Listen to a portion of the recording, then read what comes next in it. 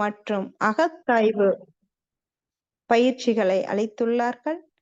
இத்தகைய சிறப்பான மனவளக்கலை எனும் வாழ்க்கை கல்வியை உலக சமுதாய சேவா சங்கம் ஸ்கை யோகா இணைய வழியே 12 நாட்கள் அடிப்படை பயிற்சியாகவும் அதனைத் தொடர்ந்து 4 மாதங்கள் சான்றிதழ் கல்வியாகவும் நம் இல்லம் தேடி வந்து அளித்து வருகிறது.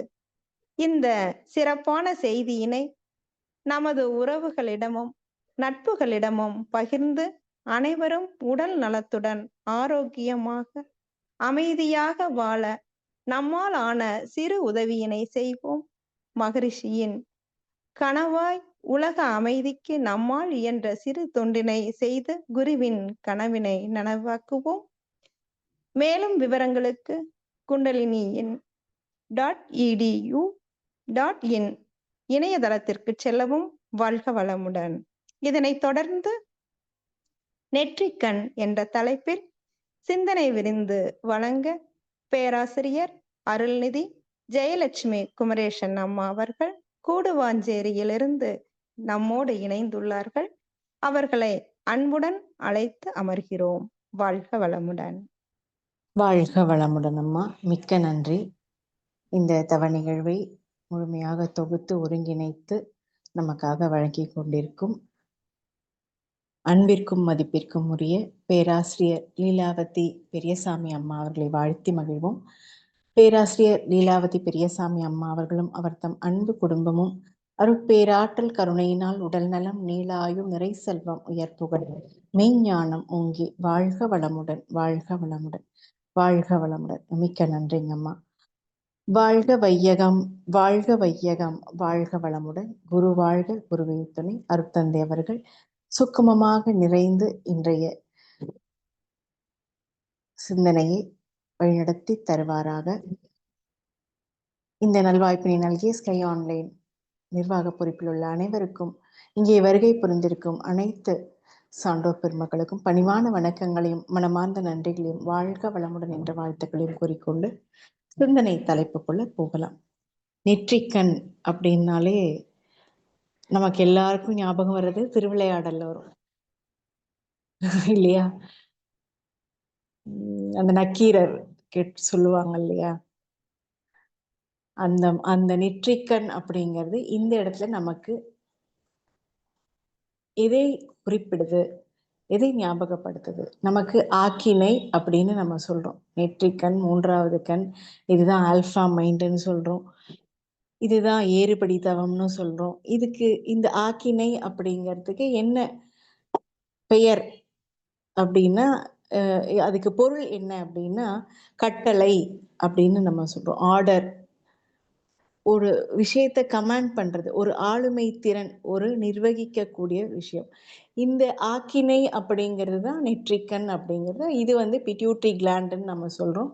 இந்த பிட்யூட்ரி கிளாண்ட் அப்படிங்கிறது நம்மளுடைய உடல் இயக்கத்தின் தலைமை சுரப்பி, master gland of the physical body அப்படின்னு சொல்றோம்.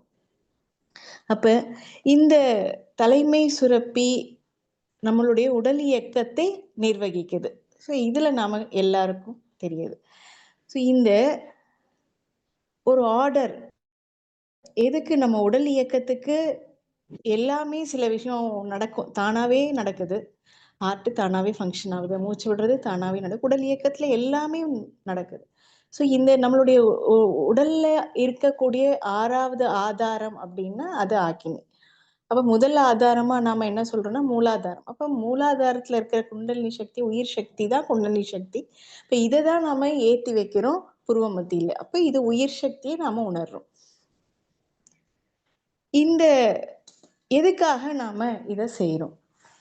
இந்த குண்டலினி பயிற்சி மகரிஷி எதுக்காக கொடுக்கணும்? இப்ப நம்மளுடைய ஆக்கினை சக்கர யோகத்துல உயிருக்கு இத்தகைய விழிப்புணர்வு, நம்ம எப்படி விழிப்புணர்வு அப்படின்னா, ஐம்புலன்களை நாம கண்ட்ரோல் பண்ணும் போதுதான் இந்த விழிப்புணர்வு நமக்கு வருது. நம்மளை தப்பு செய்யாம பாதுகாக்கிறதுக்கு இந்த ஆக்கினை அப்படிங்கிற விழிப்புணர்வு தட்டிக்கிட்டே இருக்கும் நமக்கு. இந்த ஆகினி அப்படிங்கிற புருவ மத்தியை, நெற்றிக்கண், ஞானக்கண், மூன்றாவது கண், முச்சந்தி வீடு அப்படின்லாம் நம்ம சொல்றோம். ஏன் இந்த முச்சந்தி வீடுன்னு சொல்லணும்னா, இடகலை பிங்களை சுழுமுனை நாடியை தொடுவதனால நமக்கு அந்த முச்சந்தி வீடு அப்படின்னு நம்ம குறிப்பிடுறோம்.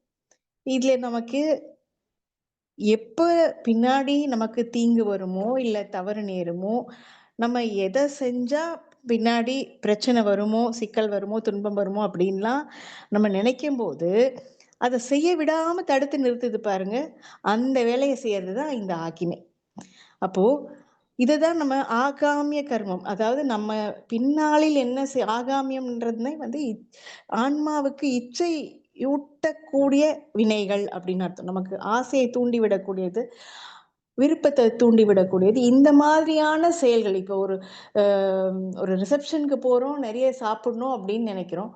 ஆனா நமக்கு எந்த புலன் அனுபவம், எந்த உணவை உண்ணும் பொழுதும், எந்த புலன் அனுபவம் பெறும் பொழுதும் நினைவே ஆக்கினியிலேயே, இப்ப ஆக்கினி தீட்சை எடுத்திருக்காங்க அப்படின்னா ஆக்கினியிலேயே வைத்திருக்க பழகி கொள்ளுங்கள்னு நமக்கு ஆசிரியர் சொல்லி கொடுத்துருக்காங்க.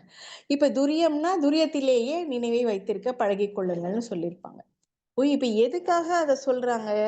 அப்ப அந்த ஒரு விழிப்புணர்வு வரும்போது இந்த பொருள் இத்தனை இருந்தாலும் நமக்கு என்ன தேவையோ, நம்ம உடம்புக்கு நம்ம வயிற்றுக்கு என்ன வேணுமோ அதை மட்டும்தான் நாம அளவோட சாப்பிடுவோம், நமக்கு சத்துள்ளதாகவும் சாப்பிட்டுப்போம் அப்படிங்கிற அந்த ஒரு விழிப்புணர்வை கொடுக்கக்கூடியதுதான் இந்த ஆக்கினை.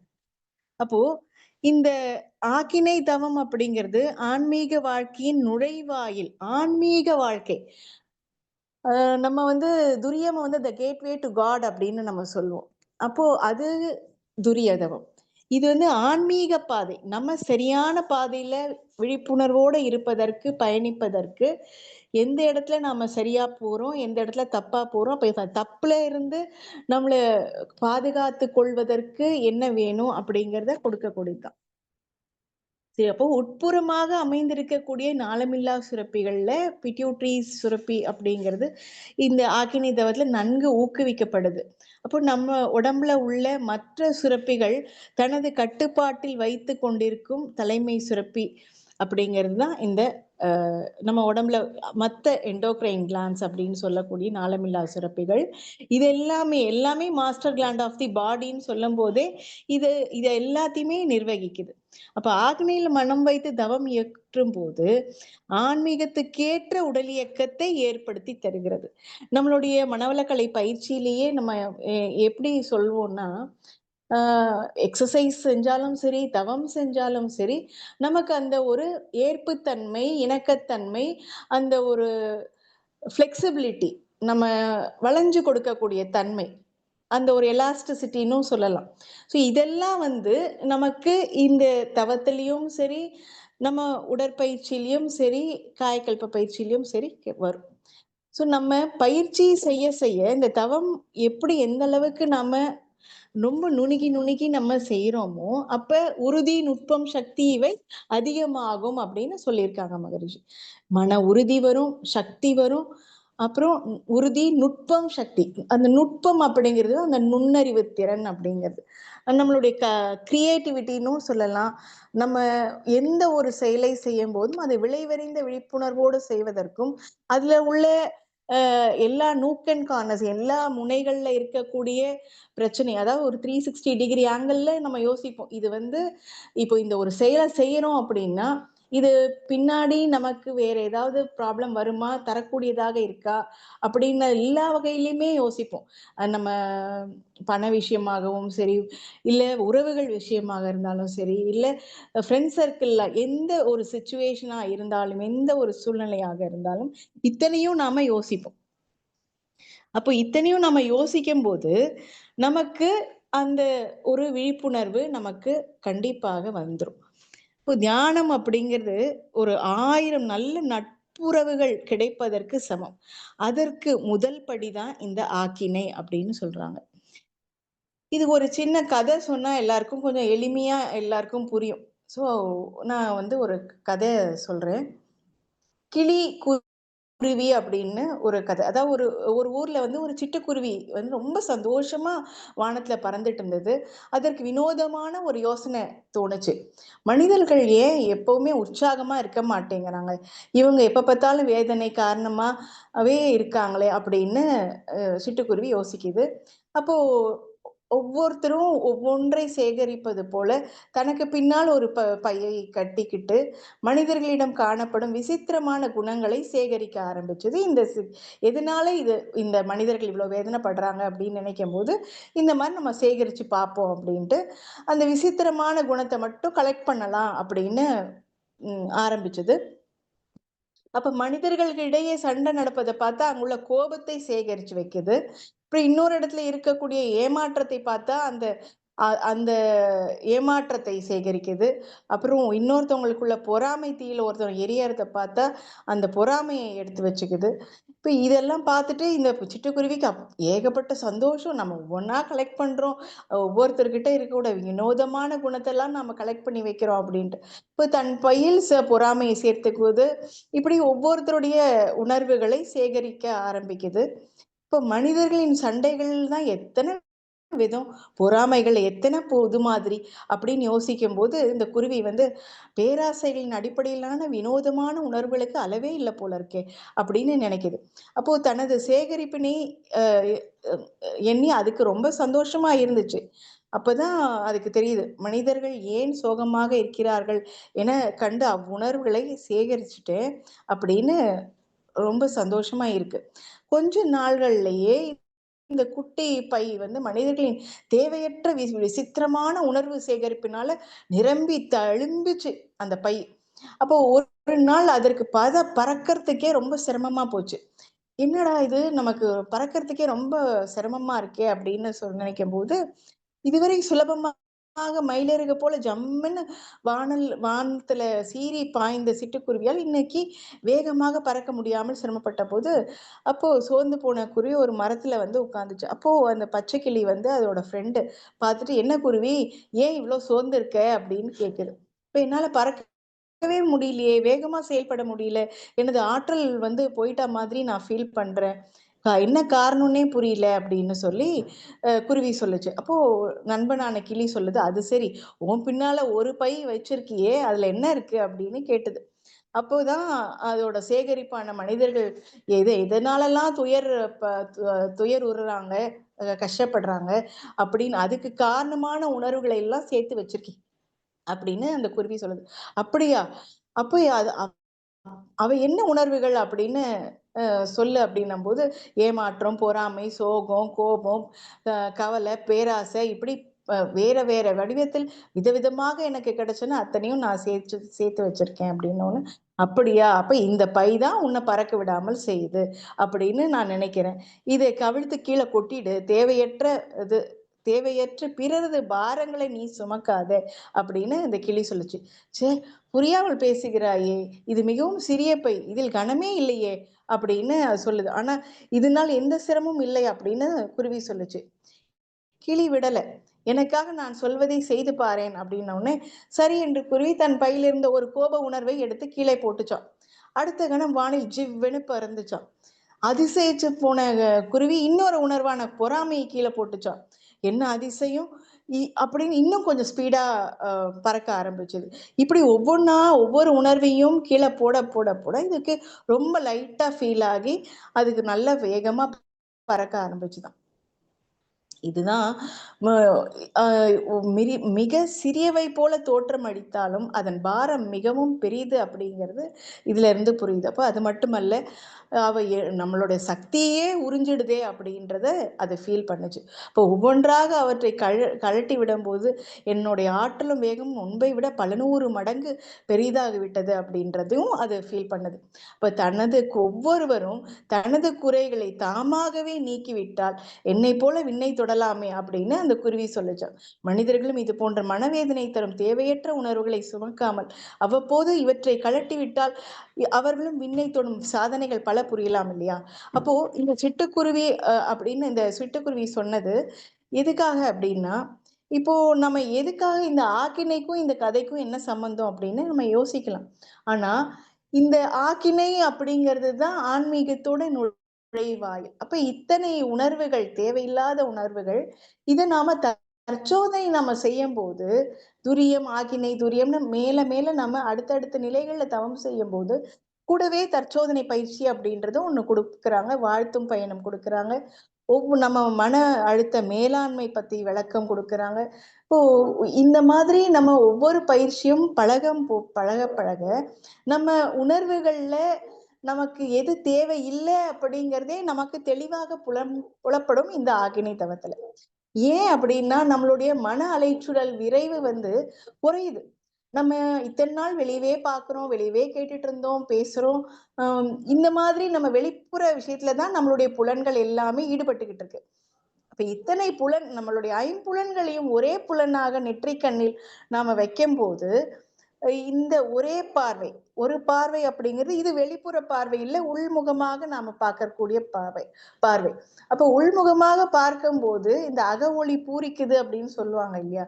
அப்ப அந்த அக ஒளி அப்படிங்கிறது பூரிக்கும் போது மட்டும்தான் நம்மளுடைய பிளஸ் மைனஸ் அப்படிங்கிறது நமக்கு தெரிய வரும். அப்ப இந்த மாதிரி நமக்கு தெரிய வரும்போது நம்ம இந்த விஷயம் நமக்கு நல்லது, தனக்கும் நல்லது, பிறருக்கும் நல்லது, இந்த எனக்கும் நன்மை பயக்கும், மற்றவங்களுக்கும் நன்மை பயக்கும். இப்ப இது எனக்கு தப்பா படுது, இப்ப மற்றவங்களுக்கும் அது தப்பு தான். இது எனக்கும் தீமை பயக்கும், அது அவங்களுக்கும் தீமை பயக்கும் அப்படின்ற விஷயங்கள் எல்லாமே நமக்கு தெளிவாக உணரப்பெறும். அப்போ இந்த விஷயம் நமக்கு தெரிய வரும்போது கண்டிப்பாக நம்ம அடுத்த நம்மளுடைய தெளிவுல ஃபில்டர் பண்றதுக்கு அயரா விழிப்புணர்வில் இயங்குவதற்கு நாம இதுதான் ஆக்சுவலா. நம்ம அந்த காலத்துல எல்லாம் சிசிடிவி கேமராலாம் கிடையாது. இப்பதான் சிசிடிவி கேமராலாம் வந்திருக்கு. அந்த சிசிடிவி அப்படிங்கிறதே க்ளோஸ்டு சர்க்கியூட் டெலிவிஷன் அப்படின்னு அதனுடைய எக்ஸ்பேன்ஷன். எதுக்காக க்ளோஸ்டு சர்க்கியூட் டெலிவிஷன்? அதே மாதிரி தான் நம்மளுடைய க்ளோஸ்டு சர்க்கியூட் டெலிவிஷன் அப்படிங்கிறது தான் நம்மளுடைய ஆக்கினை, துரியம் எல்லாமே. அப்போ இது நம்ம கருமையத்துக்குள்ள இருக்கக்கூடிய அத்தனை பதிவுகளும், பாவ பதிவுகளும் இருக்கு, புண்ணிய பதிவுகளும் இருக்கு. இத்தனை பதிவுகளும் எழுச்சி பெறும் போது இது கண்காணிச்சுக்கிட்டே இருக்கும்.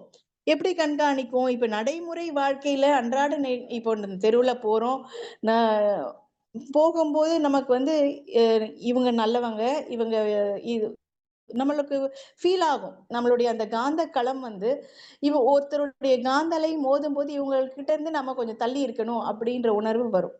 அதே மாதிரி ஒரு மேடு வருதுன்னா அது நமக்கு கீழே பாரு, பார்த்து போ அப்படின்னு நமக்கு அந்த ஆக்கினை சொல்லும். இப்ப இந்த மாதிரி ஒவ்வொரு 24 மணி நேரமும் இரவு பகல் வேறுபாடு இல்லாமல் அயராத உழைப்பாக இருக்கக்கூடியதுதான் இந்த நெற்றிக்கண்.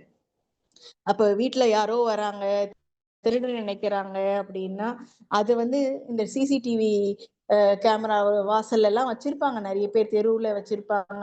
அந்த மாதிரி நமக்குள்ள அந்த விழிப்புணர்வு இருக்குல்ல, இங்க இது நடக்க போகுது, இங்க இது நடந்துகிட்டு இருக்கு, அப்படிங்கிற அந்த ஒரு உணர்வு நமக்கு கண்டிப்பாக வரும்.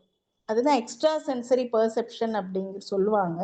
ஆனா இது ஆகினையிலேயே வருமா அப்படின்னா, நல்ல தவம் செய்து கொண்டிருந்தால் கண்டிப்பாக நம்மளால அடுத்தவங்க மனசு புரிஞ்சுக்க முடியும். அவங்க என்ன நினைக்கிறாங்க, அவங்களுடைய அலை இயக்கம் நமக்கு ஃபீல் ஆகும். அந்த அலை இயக்கம் நமக்கு பொருத்தமானதா பொருத்தம் இல்லையா அப்படிங்கிற உணர்வு கண்டிப்பாக கண்டுபிடிக்க முடியும். நமக்கு அருட்காப்பு அப்படிங்கிறது ஒரு பெரும் பாதுகாப்பு வளையம் மாதிரி இருக்கிறத நம்மளால உணர முடியும். அதனால நம்மளை சுத்தி நல்லவங்க மட்டும்தான் நம்மளை சுத்தி இருப்பாங்க. தேவையில்லாதவங்க நம்மளுடைய சர்க்கிள்ல உள்ள வரவே முடியாது. அந்த அளவுக்கு நமக்கு ஒரு விழிப்புணர்வை கொடுக்கக்கூடியதுதான் இந்த நெற்றிக்கண். இப்ப ஒரு பணிபுரியும் அலுவலகத்துல போனாலும் சரி, அவங்கவுங்க கடமையை அவங்கவுங்க சரியா பாக்குறாங்களா, இல்ல நாம சரியா செய்யறோமா, இது எல்லாமே நம்மளை சுத்தி என்ன நடக்குது அப்படிங்கிற ஒரு கண்காணிப்பு நமக்குள்ள இயல்பாக வரும். நான் என் வேலையை தான் பாக்குறேன், என் கடமையை தான் பாக்குறேன். ஆனா இங்க பின்னாடி இருந்து யாரோ ஏதோ ஒண்ணு சொல்றாங்க, ஏதோ ஒண்ணு செய்யறாங்கன்னா அந்த அந்த ஒரு விழிப்புணர்வு நமக்கு வரும். அதே மாதிரி அதிகாரிகள் லஞ்சம் வாங்குறாங்க, நம்ம மட்டும் நம்ம ஆபீஸ்ல வேலை பார்த்துக்கிட்டு இருக்கிறோம்னா ஒருத்தவங்க லஞ்சம் வாங்குறாங்க அப்படின்னா அது தப்பு அப்படிங்கிறது நமக்கு தோணி அவங்க கிட்ட இருந்து ஒண்ணு விலகி இருக்கிறதுக்கு தோணும். இல்லைன்னா அதை சுட்டி காட்டி இந்த மாதிரி பண்றாங்கன்ற அந்த தப்பை தட்டி கேட்கிற திறன் ஓங்கும். இந்த இத்தனையும் ஆக்கினையில நமக்கு நெற்றிக்கண் நமக்கு வேலை பண்ணும். இந்த மாதிரி ஒவ்வொரு இப்போ நகை கடையிலேயே போறோம், நம்ம ஜாக்கிரதையா ஒரு நகையை நம்ம பார்த்து ரொம்ப எதுக்காக நம்ம கேர்ஃபுல்லா நம்ம ஒரு பணம் பேங்க்ல இருந்து பணம் எடுத்தாலும் சரி, ஒரு நகையை வாங்கினாலும் சரி, ரொம்ப ஜாக்கிரதையாக நம்ம எடுத்து இப்ப இதை நான் வாங்குறேன், இப்ப இதுக்கு உண்டான பணத்தை கொடுக்குறேன், இல்லை இந்த கார்டுல பணம் கட்டுறேன், இந்த மாதிரி இந்த நேரம் நான் இதை சமைக்கிறேன், இதை நான் ருசியாக சமைக்கணும், சத்துள்ளதாக சமைக்கணும், இது அத்தனை பேருக்கும் முழுமையாக அந்த அன்பும் அக்கறையும் சத்தும் போய் வீட்டுல உள்ளவங்களுக்கு போய் சேரணும் அப்படிங்கிற ஒவ்வொரு நிமிடமும் ஒவ்வொரு வினாடியும் அந்த விழிப்புணர்வை கொடுத்து கொண்டே இருக்கக்கூடியதுதான் இந்த நெற்றிக்கண். இப்போ ஒரு சாலைகள்ல போகும்போது விதிகளை மீறாமல் நம்ம அந்த சாலை விதியை மதித்து போகணும். சிக்னல் போட்டனாலும் யாருமே இல்லைன்னா கூட பரவாயில்ல, திடீர்னு யாராவது ஒருத்தவங்க வராங்க அப்படின்னா, இப்ப கார்லயே போறோம் இல்ல வண்டியிலேயே போறோம்னா வெயிட் பண்ணி போகக்கூடிய அளவு நம்மளுடைய அறிவாட்சி தரம் கண்டிப்பாக வளரும். இந்த அளவுல நம்ம நெற்றிக்கண் அப்படிங்கிறது நமக்கு எந்த அளவுக்கு நம்ம மன அலைச்சல் குறைவாக இருக்குதோ அந்த குறைவுல நம்ம அயரா விழிப்புணர்வுல இருக்கிறோம் அப்படிங்கிறதுதான் நமக்கு இங்க எடுத்துக்காட்டுது. இந்த அளவுல இந்த சிந்தனையை நிறைவு செய்து கொள்ளலாம் நேரம் பெறுது நினைக்கிறேன். நன்றி. இந்த நல்வாய்ப்பினை நல்கிய அனைவருக்கும் மனமார்ந்த நன்றிகளை தெரிவித்துக் கொண்டு, அனைவரும் அருட்பேராற்றல் கருணையினால் உடல் நலம், நீளாயு, நிறை செல்வம், உயர்ப்புகள், மெய்ஞானம் ஓங்கி வாழ்க வளமுடன், வாழ்க வளமுடன், வாழ்க வளமுடன். மிக்க நன்றிங்கம்மா. வாழ்க வளமுடன்.